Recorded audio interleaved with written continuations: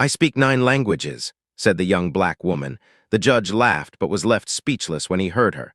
The laughter echoed through the courtroom like cruel thunder. Judge Harrison Foster leaned back in his chair, wiping tears of amusement from his eyes as he watched the 24-year-old standing before him with her hands cuffed. 9 languages, he repeated between laughs. "Miss Williams, this is a court of law, not a television talent show." Kesha Williams stood motionless, her brown eyes fixed on the magistrate who would decide her fate. Accused of forging college diplomas to get work as a translator at multinational companies, she had been arrested at her small home on the outskirts of Atlanta 3 days earlier in front of shocked neighbors and TV cameras that turned her misfortune into national entertainment. Prosecutor Marcus Thompson, a white man in an impeccable suit with a condescending smile, dramatically leafed through the documents on his desk. "Your Honor, the defendant claims to be fluent in English, Spanish, French, Mandarin, Arabic, German, Russian, Japanese, and Portuguese. She only has a high school education and grew up in a housing project. The fraud is obvious." "It's true that I don't have any college degrees," Kesha said calmly, surprising everyone in the room. "Most defendants remain silent during preliminary hearings, but that doesn't mean I lie about what I can do." Judge Foster raised an eyebrow, his amusement turning to irritation. "Miss Williams, I suggest you stop prolonging this embarrassment. We have evidence that you charged thousands of dollars for services you clearly could not provide." "With all due respect, Your Honor," Kesha replied, her posture straight despite the handcuffs. "You are judging me without hearing me out." "If you'll allow me to demonstrate." "Demonstrate?" Foster burst out laughing again. "What are you going to do, recite the Chinese alphabet?" In the front row of the gallery, Dr. Alina Rodriguez, a defense attorney who had offered to represent Kesha pro bono after seeing the case in the news, watched with growing indignation. She had tried to dissuade her client from insisting on this demonstration, but Kesha had remained adamant. She wanted her chance to prove the truth. "Your Honor," Dr. Rodriguez stood up. "My client has the right to defend herself properly. If she claims to have these abilities, why not allow her to demonstrate them?" Foster adjusted his glasses, clearly annoyed. "Because it's ridiculous. Dr. Rodriguez, look at her. A young black woman, no higher education, raised in the suburbs. How the hell would she speak 9 languages? The silence that followed was deafening. Journalists in the gallery exchanged shocked glances. Some members of the jury shifted uncomfortably in their seats. The racist comment had been said aloud, recorded, broadcast live, but Kesha showed no surprise. Her eyes narrowed slightly, and for a moment something dangerous flashed in her gaze, not anger, but steely, cold determination. It was the expression of someone who had faced the same doubt thousands of times before and developed infinite patience to prove others' ignorance. "Your Honor," she said with a calmness that made the air in the room seem thick. "You have just proven exactly why I am here. Not because I lied about my abilities, but because I live in a world that refuses to believe that people like me can have extraordinary talents." Foster frowned, realizing he had stepped on dangerous ground. But it was too late. The cameras had captured everything, and something in Kesha's tone suggested that she wasn't just another desperate defendant trying to escape fair charges.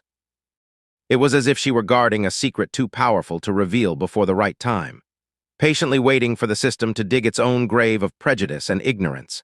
If this story of injustice and determination touched you as much as it touched millions who followed the case, don't forget to subscribe to the channel, because what happened next would prove that underestimating people based on appearances is always a devastatingly costly mistake.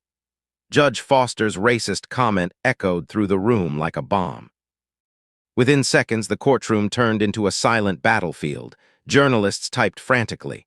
Lawyers whispered among themselves, and on social media the clip was already spreading like wildfire. "Your Honor," Dr. Rodriguez stood up again, her voice sharp. "I request that this comment be removed from the record and a public apology be made to my client." Foster adjusted his robe, clearly irritated at being confronted. "Dr. Rodriguez, I merely expressed a statistical reality. How many people of that socioeconomic background actually master 9 languages? Let's be practical." Kesha remained motionless, but something changed in her breathing. Her fists clenched subtly inside the handcuffs, and for a moment, her eyes closed as if she were accessing some distant and powerful memory. Prosecutor Thompson took advantage of the moment of tension to intensify his attack. "Your Honor, we have here 3 multinational companies that hired the defendant's services." Global Tech lost a $2 million contract due to incorrect translations from English to Mandarin. Diplomatic Solutions had legal documents rejected by embassies due to grotesque errors in French and Arabic. He waved a stack of papers dramatically. And most seriously, the International Aid Foundation had its humanitarian proposal rejected by the UN because the Russian translations were so bad they looked like a joke. This is not just fraud. It is sabotage of organizations trying to help people in need. Each accusation was like a public stab in the back. Kesha could feel the judgmental glances from the gallery, the weight of disbelief, the automatic assumption of guilt that always accompanied people like her. But there was something strange about her reaction. She didn't seem surprised, just sad, as if she knew exactly where these allegations were coming from. "Miss Williams," Foster leaned forward, his voice taking on a false paternal tone. "You have a chance here to admit your mistakes, accept a plea bargain, and perhaps receive a lighter sentence. Stop this charade and be honest." It was then that Kesha opened her eyes and did something that surprised everyone in the room. She smiled, not a bitter or defeated smile, but a smile that carried knowledge. The kind of smile someone wears when they know something others don't. "Your Honor," she said calmly. "May I ask a question about these companies that are accusing me?" Thompson frowned. "What kind of question?" "I would like to know when exactly Global Tech realized that my translation was incorrect. Was it before or after they found out that I didn't have a college degree?" An uncomfortable silence fell. Thompson quickly leafed through his papers. That's irrelevant." "And Diplomatic Solutions," Kesha continued, her voice gaining strength. "Did they reject my work before or after they found out I grew up in Mechanicsville?" Mechanicsville was Atlanta's poorest housing project, known nationally for its crime and social neglect. The mention of the name made several members of the jury shift uncomfortably. Dr. Rodriguez saw where her client was going and stood up. "Objection, Your Honor. My client is raising legitimate questions about possible discrimination." "Overruled." Foster banged his gavel. "The defendant's background does not justify fraud." But Kesha wasn't finished. "Your Honor, you mentioned that it's statistically unlikely for someone of my background to speak 9 languages.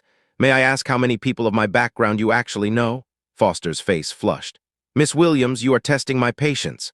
"I'm not testing anything," Kesha replied, her voice taking on a hypnotic quality as if each word were carefully chosen. "I'm just trying to understand whether this court judges competence or appearance." It was at that moment that something extraordinary happened. In the gallery, an elderly woman with gray hair stood up quietly. It was Mrs. Chun, a retired teacher who had been following the case in the news. Her eyes were fixed on Kesha with a look of growing recognition.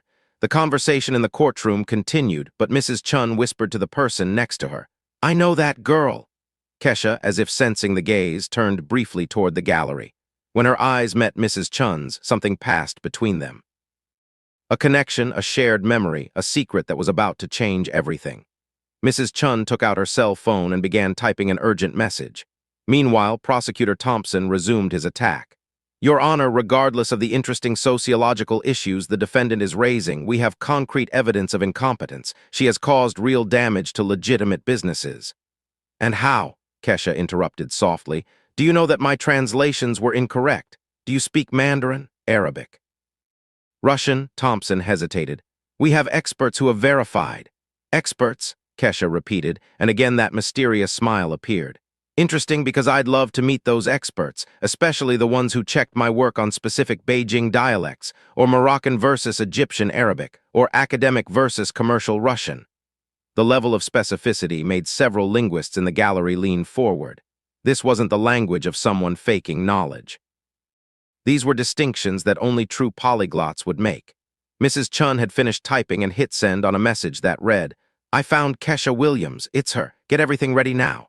Foster, realizing he was losing control of the situation, decided to end the charade. "Enough. This ridiculous show is over before it even began. I'll schedule the trial for—" "One moment, Your Honor." A new voice cut through the air. Everyone turned to see an elegant, middle-aged man entering the courtroom. His suit was impeccable. His posture commanded respect, and in his hand he carried a leather briefcase that seemed to contain important secrets. "Dr. James Morrison, retired ambassador to the United Nations," he introduced himself, walking to the front of the room. "I apologize for the interruption, but I believe I have information relevant to this case." Foster frowned. "Dr. Morrison, this is a court in session. You can't just—" "Your Honor," Morrison interrupted politely. I have worked with translators and interpreters for 30 years on diplomatic missions around the world, and I can attest under oath that I am personally familiar with the work of Kesha Williams. The silence that followed was absolute. Kesha looked at Morrison with an expression that was a mixture of surprise and something that could have been relief, as if a crucial piece of a complex puzzle had just fallen into place. Thompson jumped out of his chair. Objection. This man was not previously registered as a witness, but Morrison had already opened his briefcase. I have here documents from the United Nations, stamped and signed, proving that Miss Williams has worked as a freelance translator for 3 international humanitarian missions over the past 2 years. Her services were not only satisfactory, but exceptional. Foster seemed to have swallowed his tongue. Thompson frantically leafed through his papers, as if looking for a way to disqualify evidence he clearly hadn't expected. And Kesha, she simply closed her eyes again, as if accessing an inner strength she had saved for this very moment. When she opened them, there was a determination in them that made even Foster recoil slightly in his chair. Your Honor, she said in a voice that now carried authority. I accept your offer of a demonstration, but not here, not like this. Not as a spectacle for your amusement. She paused, her eyes scanning every face in the room, the arrogant judge, the desperate prosecutor, her hopeful lawyer, and finally the gallery filled with people who had come to witness her humiliation. If this court truly seeks justice, then allow me to demonstrate not only that I speak 9 languages, but why 3 powerful companies would be willing to lie to destroy a young black woman from the outskirts who dares to compete in their world. What no one in the room knew was that over the past 3 days, while she was in jail, Kesha had not just cried over her unfair fate. She had made calls, activated contacts, and set in motion a plan that had been years in the making. A plan that would turn her apparent destruction into the most devastating exposure of institutional bias the American judicial system had ever witnessed. Each new humiliation only fueled a determination that her oppressors couldn't see, a silent strength fueled by the very injustice they sought to impose. Because what those privileged people didn't know was that every act of contempt was writing their own sentence of defeat. The session was suspended for 2 hours so that Dr. Morrison could formally present his evidence. During the break, Kesha was escorted to a private room where she found not only her lawyer but 3 people she did not expect to see. Mrs. Chun, the retired gallery teacher, was sitting next to a young Asian man in his 30s who was typing furiously on a laptop. At the other end of the table, an elegant middle-aged black woman was organizing documents with military precision. Kesha, Mrs. Chun stood up, her eyes shining with tears of pride. You've grown so much. Do you still remember the Mandarin classes at the community library? The memory hit Kesha like a bolt of lightning. At age 14, she had found Mrs. Chun giving free language lessons to children in the community every Friday. For 3 years, she had attended religiously, absorbing not only Mandarin but also French and German with a thirst for knowledge that impressed even seasoned educators. Teacher Chun, Kesha whispered, her composure finally cracking. I thought you had moved away. I did. China. I worked as an educational consultant for 5 years. Mrs. Chun smiled. And do you know who I recommended as a freelance translator to several international organizations when I found out they needed someone with multiple language skills? The young man at the laptop looked up. I'm Daniel Park, digital security expert. Professor Chun hired me to investigate the companies that accused you. And what we found, he swiveled the laptop screen to show a complex spreadsheet, will blow this case wide open. The elegant woman introduced herself as Dr. Victoria Johnson, a corporate litigation specialist. Kesha, over the past 3 days, while you were in jail, we've put together a case that goes far beyond proving your innocence. We're going to expose a conspiracy involving systematic discrimination against qualified freelance translators without formal academic pedigree. Daniel clicked on a folder on the computer. Global Tech, the first company to accuse you. They have a documented history of rejecting work from Black and Latino freelancers regardless of quality. I found internal emails where executives explicitly discuss avoiding questionable types. Their term, not mine. Diplomatic Solutions is even worse, Dr. Johnson added, sliding photographs across the table. They maintain 2 lists of translators, a premium list exclusively for candidates from elite universities, and an experimental list for diversity where they place people like you and then discard the work claiming incompetence. Kesha felt a mixture of validation and anger rising in her chest. What about the International Aid Foundation? Mrs. Chun sighed deeply. That was the most painful to discover. They rejected your Russian translation because you translated some idiomatic expressions literally that an academic translator would have culturally adapted. But your translation was technically perfect. It preserved the original meaning that the Russian refugees really wanted to communicate. The problem, Daniel continued, is that they preferred the academically polished version from a Harvard translator who cost 3 times as much and who turned a desperate plea from refugees into bureaucratic language. Result: the proposal was rejected by the UN for sounding artificial and disconnected. Dr. Rodriguez, who had remained silent, finally spoke up. Kesha, they didn't just lie about the quality of your work. They created an impossible standard where your cultural accuracy was turned into incompetence. Over the next hour, the group revealed to Kesha the extent of the investigation that had been conducted on her behalf. Daniel had legally hacked through public information requests and leaks from disgruntled employees, emails that showed coordination between the 3 companies to neutralize the threat of non-accredited translators who offered superior services at competitive prices. Mrs. Chun had contacted international organizations where Kesha had worked anonymously, collecting letters of recommendation and performance evaluations that completely contradicted the accusations. Dr. Johnson had identified a pattern. The 3 companies were part of an informal consortium that controlled government translation contracts, and Kesha had begun to win clients who traditionally used only their services. But most importantly, Mrs. Chun said, handing Kesha a thick envelope, "You're not alone. We found 12 other freelance translators, Black, Latino, Asian, who have suffered the same kind of sabotage over the past 5 years." Kesha opened the envelope and found handwritten letters, each telling a familiar story. Exceptional talent rejected, quality work questioned without basis, contracts canceled after discovery of lack of formal academic credentials. "You did all this in 3 days?" Kesha asked, incredulous. "No," Daniel smiled. "Mrs. Chun has been investigating this for 2 years, ever since she learned that one of her former students had been blacklisted by a translation agency. Your case was just the catalyst to finally take action." When they returned to court, something had fundamentally changed in the atmosphere of the room. The gallery was even more crowded, but now included civil rights journalists, representatives of international organizations, and several faces Kesha recognized as freelance translators from the community. Judge Foster resumed the session with visible irritation. He had clearly used the break to research Dr. Morrison and discover that he was an internationally respected figure, not someone who could be easily dismissed. "Dr. Morrison," Foster said in a forced tone of respect, "I understand that you have evidence related to the defendant's competence. However, that does not invalidate the specific allegations made by the aggrieved companies." Morrison rose calmly. "Your Honor, with all due respect, I believe the evidence I will present not only invalidates those specific allegations, but reveals a pattern of systematic discrimination that transforms this case from one of individual fraud to one of civil rights." Prosecutor Thompson jumped out of his chair. "Objection. That is completely outside the scope." Overruled. Foster interrupted him, clearly curious despite himself. "Dr. Morrison, proceed." It was then that Kesha realized the true genius of the plan that had been put together. They weren't just defending her innocence.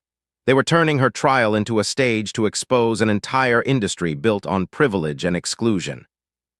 Morrison activated a projector, and the first image appeared on the wall, a spreadsheet showing translation job rejection rates by professional demographics. "Your Honor, during my diplomatic career, I have worked with hundreds of translators.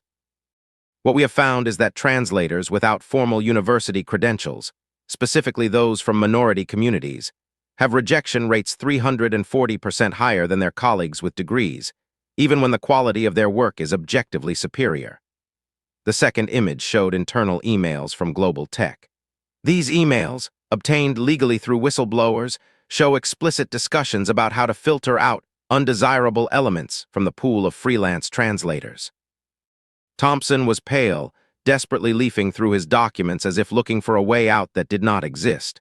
The third image was devastating, an audio recording of a Diplomatic Solutions executive meeting.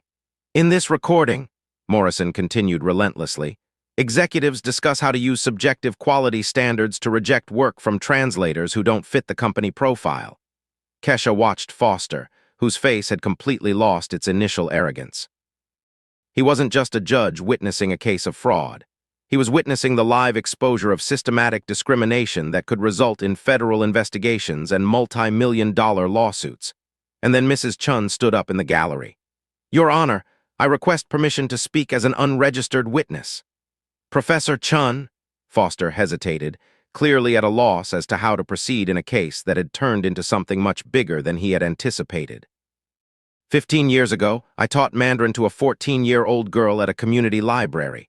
She learned in 6 months what college students take 2 years to master.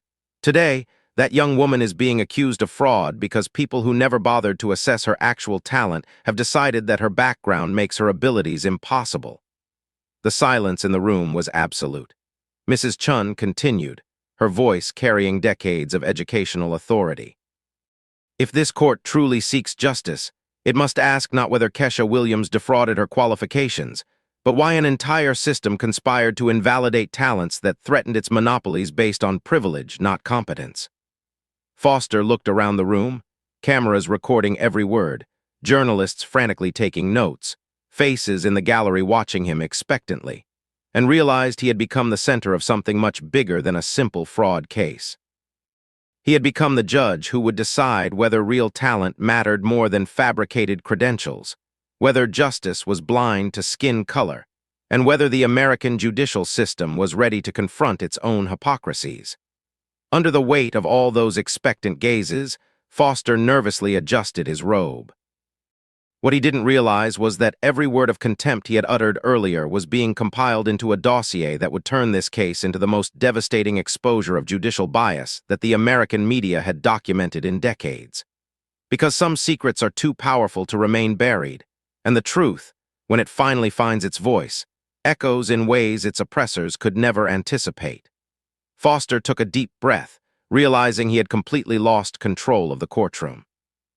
The cameras captured every nuance of his discomfort, and he knew his prejudiced words were already going viral on social media. "Very well," he said tensely. "If you insist on this demonstration, proceed." Kesha stood in the center of the room, her handcuffs finally removed. For a moment, she simply breathed like an athlete preparing for the performance of her life. "Your Honor, before I begin, I would like to clarify something about the companies that are accusing me." Daniel Park stood up in the gallery, activating a portable projector. The first image appeared on the wall, a WhatsApp conversation between global tech executives. "This conversation was obtained legally," Kesha announced. "Look at the date, 2 weeks after they delivered my translation, which was approved by our Chinese partners. Read what they discuss." Foster adjusted his glasses, reading aloud. "She delivered perfect work, but we can't pay freelancers without a degree. She made up an excuse and we canceled." A shocked murmur rippled through the room. Thompson jumped out of his chair. "These messages could be fake," Kesha smiled. "Mr. Prosecutor, do you speak Mandarin?" "That's irrelevant." "It's not." Kesha turned to Mrs. Chun. "Professor, could you read aloud the Chinese partner's opinion of my translation?" Mrs. Chun stood up, picked up a document, and began reading in fluent Mandarin. Her voice echoed through the room with absolute academic authority. "Now I will translate," Kesha said calmly. "The Chinese partners wrote, 'This is the most culturally sensitive and technically accurate translation we have received in 5 years. The translator understands not only the words but the intentions behind them. We highly recommend her services.'" Foster was pale. "How can we verify that this translation is correct?" "Because," a new voice echoed from the doorway, "I wrote that review myself." Everyone turned to see an elegant Asian man entering the courtroom. "Dr. Li Wei, Director of International Relations at the Beijing Trade Corporation. I came from the United States as soon as I heard what was happening with Miss Williams." Dr. Li walked to the front of the room. "I have worked with Miss Williams on 3 projects. Her proficiency, not only in Mandarin but in specific dialects from different regions of China, is extraordinary." Thompson tried one last desperate gambit. "Even if the Mandarin translation was adequate, there are still the problems with Arabic and Russian." "You mean this problem?" Daniel Park activated an audio recording. The voice of the CEO of the International Aid Foundation echoed through the room. Her translation was technically perfect, preserving the emotional urgency of the refugees, but we hired a Harvard professor who politely adapted the text, making it more diplomatic. Result, the UN rejected it for sounding artificial. Foster watched in horror as his courtroom became the epicenter of an exhibition of systematic discrimination broadcast live to millions. Kesha finally spoke, switching fluidly between 9 languages. She recited poetry in Arabic, discussed philosophy in German, sang a French song, explained medical concepts in Russian, each transition as natural as breathing. When she finished, the silence was absolute. Even the journalists had stopped typing. Dr. Lee broke the silence. In my 20 years of evaluating linguistic competence, I have never witnessed such natural and profound mastery. Foster was visibly shaking. His phone was buzzing incessantly. Messages from superiors, the Judicial Ethics Department, civil rights organizations. "Your Honor," Kesha said softly. "For 3 days, I thought about how to get revenge on those who tried to destroy my reputation based solely on prejudice. But I realized something. The best revenge is not to cause the same damage they caused me." She paused, watching Foster and Thompson squirm in their chairs. "The best revenge is to expose the truth so clearly, so irrefutably, that the whole world can see exactly who you are." At that moment, Foster's advisor whispered in his ear. His face lost all remaining color. "Miss Williams," he said in a broken voice, "all charges against you are dropped. This court," he swallowed hard, "offers a formal apology for the inappropriate treatment." Thompson was frantically typing on his phone, probably trying to save his career. But the live public humiliation was only the beginning. Because while Foster and Thompson writhed under the weight of their own exposed ignorance, they didn't know that Kesha had saved one last revelation that would turn this personal victory into a national revolution against systematic discrimination that would change the American justice system forever. 6 months later, Kesha Williams was sitting in her new office at the United Nations, coordinating translations for global humanitarian missions. Her salary was 3 times higher than any American company had offered. Judge Foster was forced into early retirement after a federal investigation into systematic bias. Thompson lost his license to practice law when it was discovered that he had fabricated evidence in other cases involving minorities. The 3 companies that had accused her paid millions in damages and had to implement mandatory diversity programs. Several other victims of discrimination came forward, creating a wave of lawsuits that transformed corporate practices across the country. Mrs. Chun now runs the Kesha Williams Institute for Unconventional Talent, offering opportunities to bright young people without formal credentials. "The best revenge," Kesha said in an international interview, "is not to destroy those who underestimated you. It's to build something so extraordinary that they spend the rest of their lives wondering how they could have been so blind." Foster tried to destroy a young woman based on prejudice, but ended up exposing an entire system of discrimination. Kesha learned that true power lies not in framed papers, but in turning others' doubts into fuel for unimaginable achievements. If this story touched you, subscribe to the channel for more stories of people who turned injustice into triumph.